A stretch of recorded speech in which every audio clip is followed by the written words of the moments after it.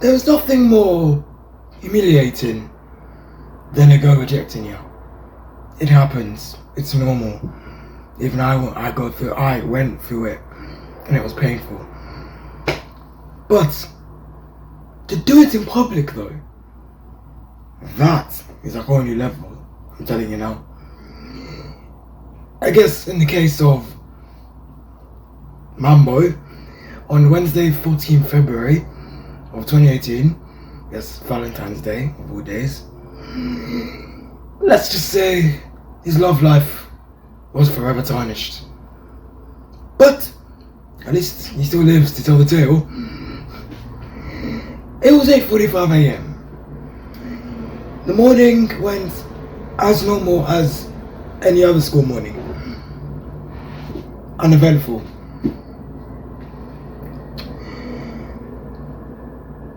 The army of students had just filled the corridor with wind as they scurried back into the classroom and to the seats. It was like a pack of wolves reaching for their prey. You know how wolves are. Now, I'm never doing that again. Anyway, come on! You are wasting your time. I shrieked against the professor, Mr. Coyle. His voice sounded like an arrogant Karen. But his face looked like the animated sun in a kids' TV show. For the real OGs and legends, you'll know what I mean. It seemed very off to me, as he is known for being a massive redhead. The constant bawling and crying actually pissed me off, because I went through it every day and the whole class went through it, and I just wanted to and frightened me a lot. It did. It scared me a lot. But, you know, we can't blame him. Maybe it was because of personal problems. Who knows? Okay, what depressed me so much that was that of all the topics the guy could talk about or start the lesson off with, this is what escaped from his yellow, greasy, dusty mouth. Homework. Everyone's worst nightmare. Homework. Why? I mean, for starters, I hadn't done it, okay? Because I was too tangled up in making a Valentine's pack. And like I said, this was on 14th February, so Valentine's. Which consisted of a card, chocolate, flowers, and a teddy bear. This was for Rosie, a student in the same school, sorry, but in a different year group. This girl, who I thought was a loving and precious diamond, would later become the demonic poltergeist that would perform a stunt so horrifying, so petrifying. It still haunts me to this day. It really does. I thought by this time Coyle would have moved on from this horrendous topic that stuck with our brains for the rest of our lives. But instead, he gloated this: Mambo, homework now! Okay, sorry, let's pause this. Why is my name in his mouth? Why is this absolute waste man mentioning my name. Why? And it was more, and I think it's freezing as well. Like, why? I don't get it. My soul dropped from head to toe. Even the Teddy copped himself off my lap when he heard that. Taking their heart-shaped box, that was where the chocolates and flowers were, the heart-shaped box, to its demise. Me of all people, why? Like I said, why was his name in my mouth? No, why was my name in his mouth? Unbelievable. I thought of this as racism because he was white. But I don't know, we all go through it. It's the world we live in. But with all the 7 black people around me, that was an understatement. So, I mean, what else could it have been? I mean, I was a very cheeky student, but you know, life. I panic-strickenly stood up, my feet burning from my shoes. I ain't wearing shoes now, but you know, it was painful. From the 5 minutes I've been sitting in one position, and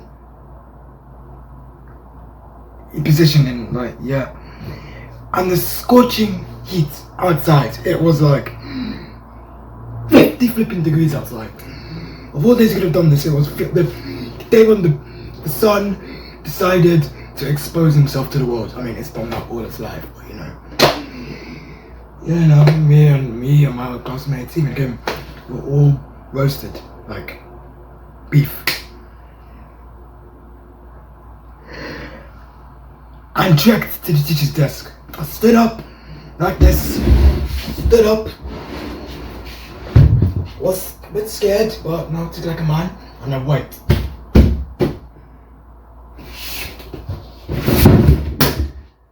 I'm never doing that again. Okay. Right, let's continue. I slammed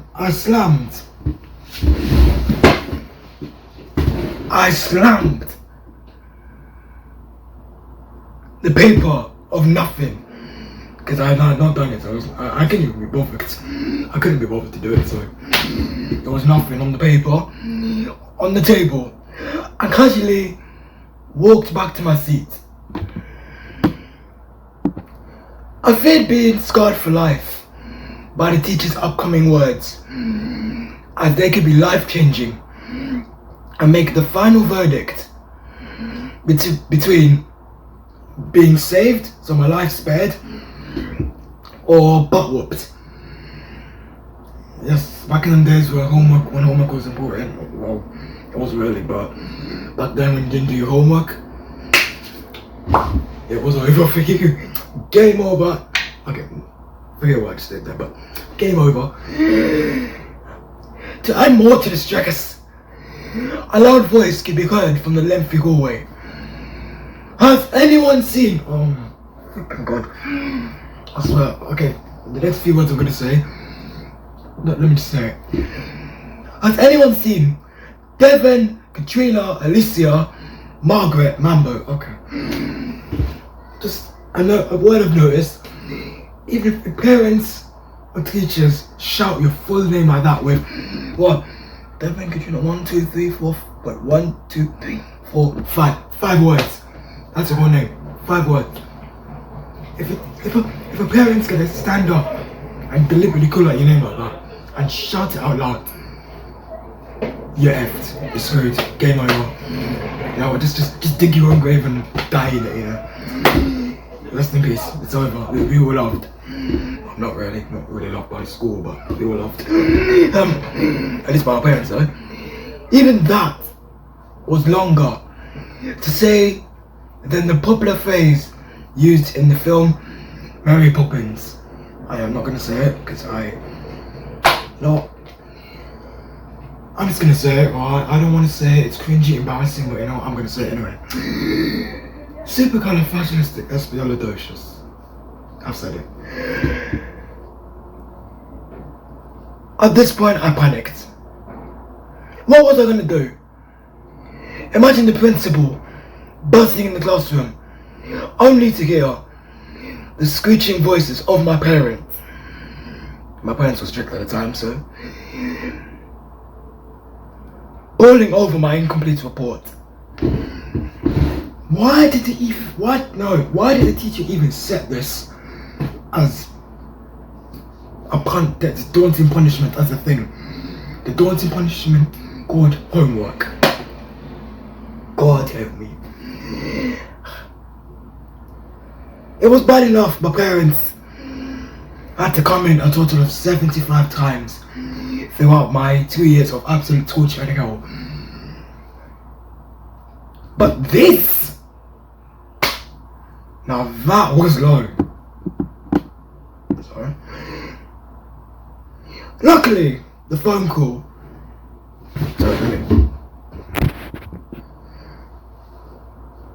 Luckily, the phone call was finished between Mr. White could tune into his favourite music. Mr. White was the principal, so yeah, he still prefer could tune into his favourite music. Student suffering. Unfortunately, Mr. Coyle wasn't so stupid and had the absolute decency to blatantly yell out the news to his half-deaf ears. I can't believe you did that. Teachers, why? I thought you really cared. Mr. White, the principal, was furious. He rushed out the classroom, practically injuring the glass and windows with his stone-cold fists. Too confident to call anything back. This was traumatizing enough. It was traumatizing. But nothing could prepare me for the following events that would arrive 2 minutes later. Now this is where it gets interesting. Out of nowhere, a ferocious knock on the door alarmed me.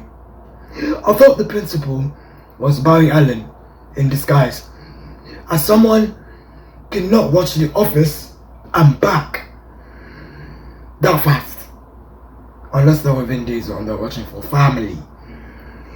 Unfortunately, that wasn't him, but someone very promising. I quickly resurrected my Valentine's pack and brought Mr. Okay, don't judge me for this, but Mr. Mamias, alright?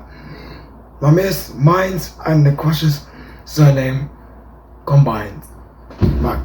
He was Mambo and the surname was Pierce. Yes. Simple. Back together and placed him on the table. It was my moment. The time had come. I just had to perfect my move and I made it. I would have done it and made the money. I couldn't believe this was happening. Some people were getting their phones out, literally like that, onto the table, like a super spy, collecting information for their organization, because they knew about the performance I was about to put on. I mean, I didn't even have to tell them. They saw me and like they knew I was like the charmer, the cupid. And as soon as the girl came, they got their phones out. Let's press record, and they'll get it ready. Well, let's hope the phone has enough storage for what's coming next. Suddenly, the door burst open, nearly fracturing the metal pole that held it. A weird entrance, but I didn't care. Well, until she marched to my seat with a stern, hostile face like this. Her hair covering and revealing, all with the wind. Phew. She looked like Mulan, but she was not avenging her father from a dangerous military scheme. Instead, she was avenging her reputation as a year 11 schoolgirl. She slammed her glacial fists on the table and stared at me as if we were in a staring competition. I knew the expression on her face delivered a message to my brain that I was screwed, done for. Then she aggressively let out a sentence that wouldn't only terrorize me for life, but also demolish my chances of ever finding love again. Yep, you see, this chip. Why? Mambo! Will you stop telling everyone that I'm your girlfriend, you twat? Hold up.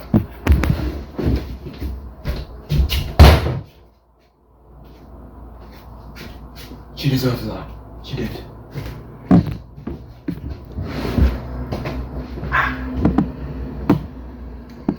At this point, my life came crashing down like a building collapsing after the wrecking ball.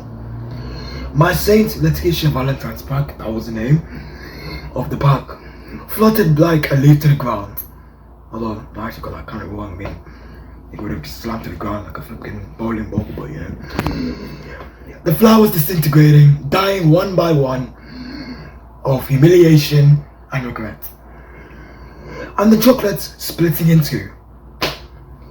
My miss went into cardiac arrest and fell lifeless along with it, perishing before my eyes. Rest in peace. So, rest in peace, lads.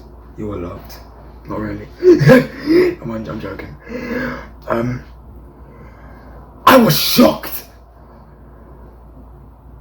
She actually came and shrieked that, boasted that for every soul and body to hear. Gasps of laughter spread across the room, rendering my own ears deaf. While noises of smartphones and notifications reading "sent" filled the gap. They had posted it on social media. It's Instagram, Snapchat, Twitter, Facebook, YouTube, you name it. That's why they were recording. They never wanted to capture the heartwarming moment on their devices. They wanted to humiliate me and create a laughing stock out of me that they've done all these years. That's right. They knew that rejection, they knew that was going to happen. So they staged that. They knew that was going to happen. That's why they got their phones out. Oh, I felt so betrayed. Why? Oh, God, why? Why? I thought of squealing, but the peeking spectres hanging outside the room, I don't know what is your business, observing a tense event that just occurred, okay, and the fact that I'll probably, in fact I will, be ranked first as the school's most notorious griper. For those who don't know, a griper is like a wimp, scaredy cat, a coward type pussy. And scaredy cat.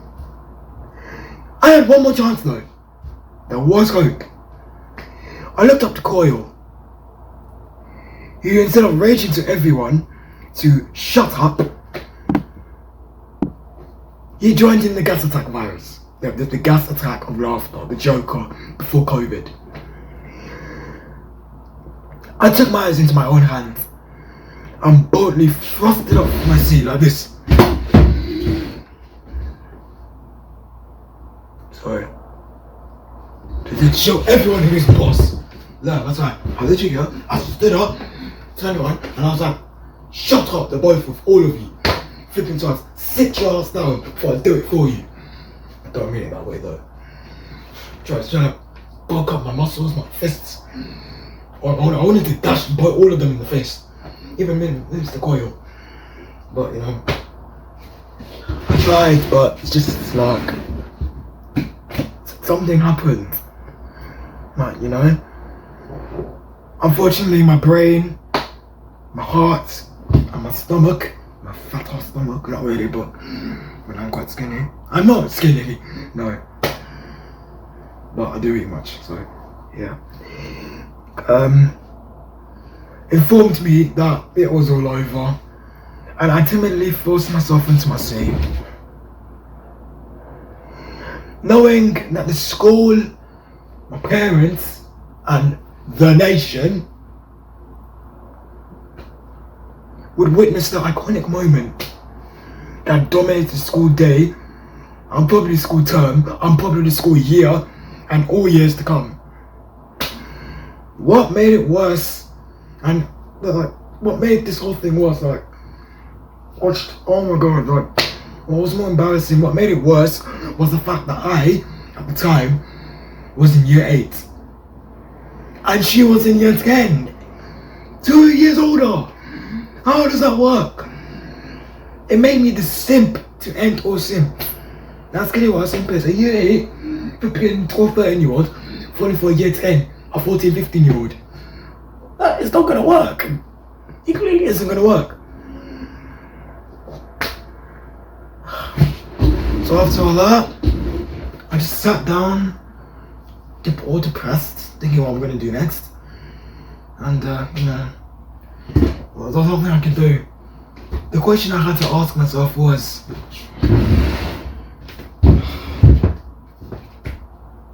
all this worth it?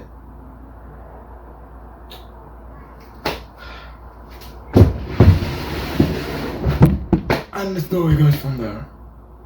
Thanks for listening.